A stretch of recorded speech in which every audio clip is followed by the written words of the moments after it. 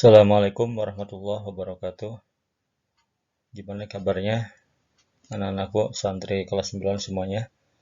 Mudah-mudahan kalian semua selalu dalam lindungan Allah Subhanahu wa taala dan kita semua dijauhkan dari wabah segala macam penyakit dan khususnya wabah virus corona ini. Mudah-mudahan kita terhindar dari wabah yang sedang melanda negara kita ini.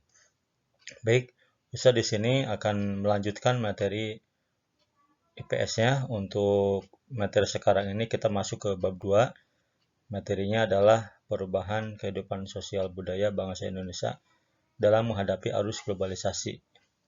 Kita akan berbicara tentang kehidupan bermasyarakat dan kehidupan dalam hal budayanya bangsa Indonesia ini dalam menghadapi arus globalisasi. Seperti gambar awal yang Ustaz tampilkan ini, di sini kita bisa melihat perbandingan ya antara alat main anak-anak zaman dulu dengan yang sekarang. Ini ada terjadi perubahan. Bandingkan kebiasaan anak pada gambar yang satu dengan gambar yang satunya ya. Berikan pendapatmu mengenai perubahan sosial budaya pada gambar tersebut. Silakan direnungkan dan dijawab masing-masing ya. Apa yang akan kita pelajari pada bab 2 ini? Ada 3 pokok bahasan utama yang akan dipelajari oleh kalian. Yang pertama, perubahan sosial budaya. Kemudian yang kedua, globalisasi. Dan yang ketiga, upaya menghadapi globalisasi untuk memperkukuh kehidupan kebangsaan.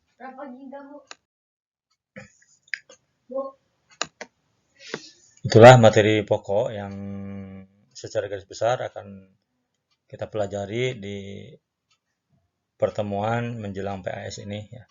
Mudah-mudahan bisa tersampaikan semuanya. Baik, para santri yang Ustaz banggakan, untuk pertemuan pertama di bab 2 ini kita akan membahas tentang hakikat ya, perubahan sosial budaya.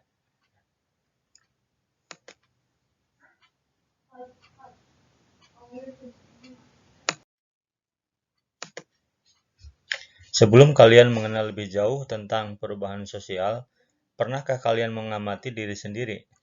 Lihatlah perubahan fisik ya, perubahan fisik yang kalian rasakan atau kalian alami sejak kecil hingga remaja sekarang. Adakah perubahan dari mulai bayi sampai sekarang sudah kelas 9? Apa yang berubahnya ya? Silahkan diamati sendiri dan direnungkan. Dalam kehidupan bermasyarakat juga ada perubahan yang terjadi. Seperti gambar di bawah ini, coba bandingkan perubahannya. Di sana ada seorang petani ya, di sawah yang sedang membajak ladangnya atau sawahnya menggunakan kerbau ya, atau menggunakan hewan. Dan satunya lagi ada petani yang menggunakan mesin untuk membajak sawahnya. Silahkan bandingkan dan apa aja dampaknya kalian pikirkan dan renungkan ya. Juga manfaatnya seperti apa. Nah, ini contoh perubahan yang terjadi di masyarakat. Sekarang masuk ke materi, yaitu hakikat perubahan sosial budaya. Hakikat ini maksudnya adalah inti dari perubahan sosial budaya. Kita lihat pengertian perubahan itu sendiri. Perubahan adalah suatu keadaan yang berbeda dengan sebelumnya.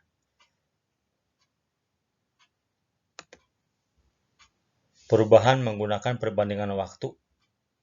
Jadi dikatakan kita bisa tahu berubah. Nah, di situ apabila kita bandingkan kondisi awal dengan kondisi akhir. Di situ disebutkan juga berbeda dengan sebelumnya. Nah, ini namanya perubahan. Kita baru dapat mengatakan ada perubahan jika tahu bagaimana awalnya dan bagaimana sekarang.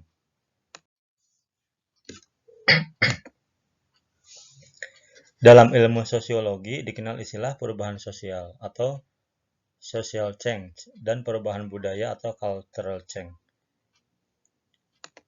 Apa itu social change? Itu perubahan sosial, yaitu perubahan-perubahan yang menyangkut struktur sosial atau lembaga-lembaga sosial kemasyarakatan. Lembaga-lembaga atau organisasi-organisasi yang ada di sekitar kita. Perubahan budaya atau cultural change ini adalah perubahan yang berkaitan dengan kebudayaan masyarakat, khususnya menyangkut sistem nilai atau menyangkut tentang aturan-aturan yang berubah ya, dari masa ke masa, dari waktu ke waktu. Nah, ini perubahan budaya. Antara perubahan sosial dan budaya dalam suatu masyarakat saling berkaitan erat. Atau dengan kata lain tidak bisa dipisahkan satu sama lain. Selanjutnya Ustadz akan menyampaikan contoh perubahan sosial.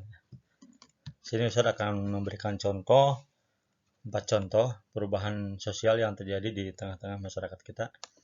Yang pertama, ini contohnya adalah dalam bidang pendidikan di Indonesia, ini mengalami perubahan ya. Baik itu dari sistemnya maupun strukturnya selalu mengalami perubahan. Dulu wajib belajar hanya 6 tahun, namun sekarang wajib belajar menjadi 12 tahun. Yang kedua, dulu pesantren hanya mendalami ilmu agama, tetapi sekarang pesantren-pesantren yang ada itu membuka atau mendalami ilmu-ilmu umum lainnya. Ada ilmu eksak, ilmu bahasa, dan ilmu-ilmu pengetahuan lainnya.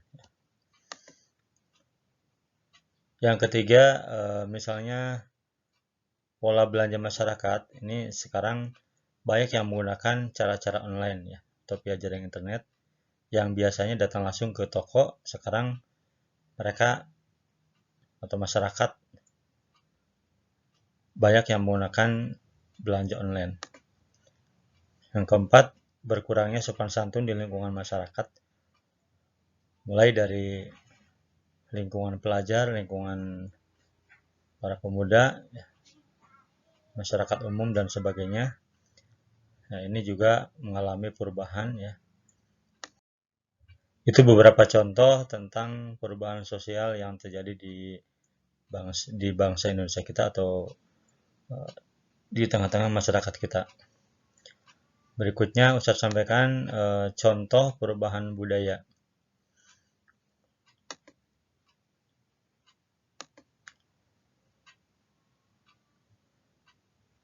Yang pertama, cara berkomunikasi.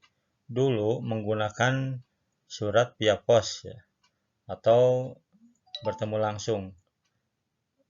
Misalnya kita punya saudara di Jakarta ingin menanyakan kabar, ini bisa menggunakan atau menulis surat kemudian dikirim ke pos dan nyampainya beberapa hari kemudian. Kalau sekarang menggunakan pesan WhatsApp atau media komunikasi lainnya ini sudah sering digunakan atau menjadi budaya baru ya dalam berkomunikasi. Yang kedua, mulai berkurangnya minat masyarakat untuk menonton pertunjukan seni lokal atau pertunjukan budaya daerah ya. Mereka lebih senang menonton pertunjukan modern daripada budaya-budaya lokal yang ada. Nah, ini juga merupakan contoh perubahan budaya. Yang ketiga, bahasa daerah sudah mulai jarang digunakan oleh generasi muda ya, atau oleh para pelajar. Ini rata-rata menggunakan bahasa Indonesia maupun bahasa asing ya, atau bahasa gaul. Bahasa-bahasa daerah ini jarang yang menggunakan. Nah, ini juga contoh perubahan budaya. Dan yang keempat, banyak yang menggunakan transportasi online atau menggunakan moda transportasi aplikasi ya, berbasis aplikasi untuk bepergian daripada menggunakan angkot ya. Mereka memesan mobil melalui aplikasi Gojek misalnya atau Grab misalnya. Kemudian kendaraannya datang dia ke rumah kita dan kita tinggal naik saja. Beda dengan kalau kita menggunakan angkot itu harus pergi dulu ke jalan raya. Nah, ini merupakan contoh budaya yang sudah berubah. Tentunya ada plus minusnya.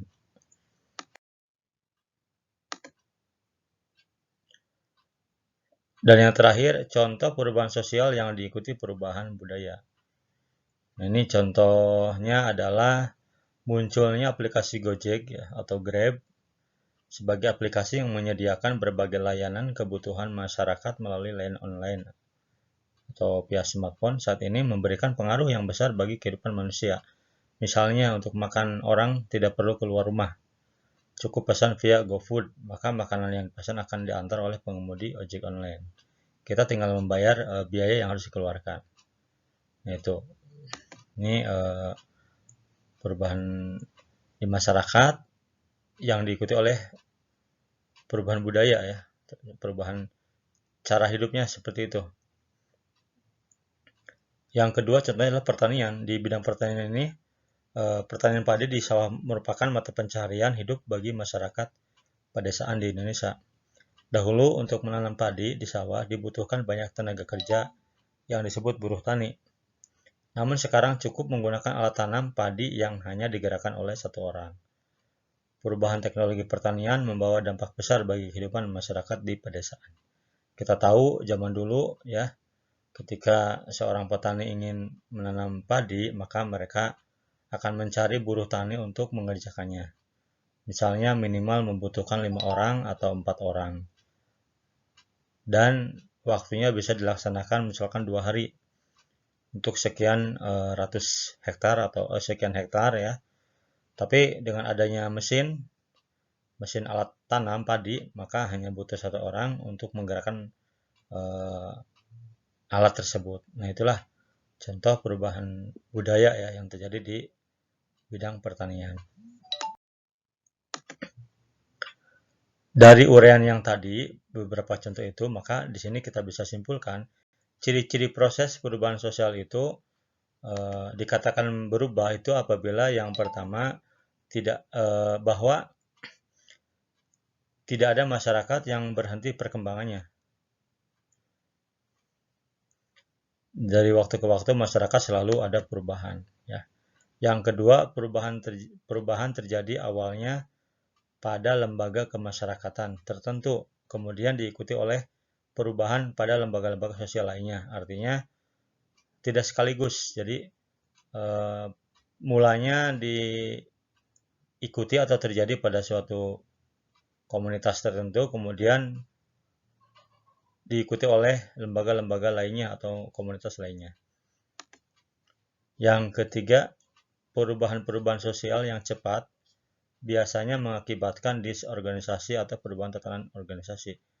Perubahan yang terjadi begitu cepat atau yang tiba-tiba ini kurang bagus juga sebenarnya.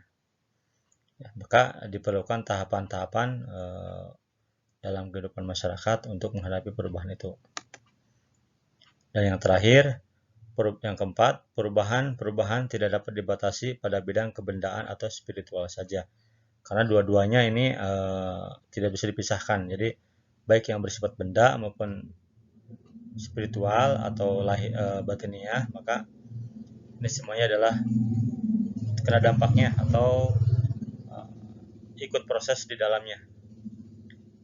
Itu ya. Jadi ciri-ciri proses perubahan sosial itu ada 4. Baik, para santri yang Ustadz banggakan, mudah-mudahan apa yang tadi Ustadz sampaikan bisa dipahami. Dan untuk lebih memahami lagi, silakan buka buku paketnya yang kalian miliki, kemudian juga bisa mencari ke referensi yang lainnya. Mungkin itu yang bisa Ustadz sampaikan. Terima kasih. Sampai ketemu lagi di pertemuan berikutnya. Wassalamualaikum warahmatullahi wabarakatuh.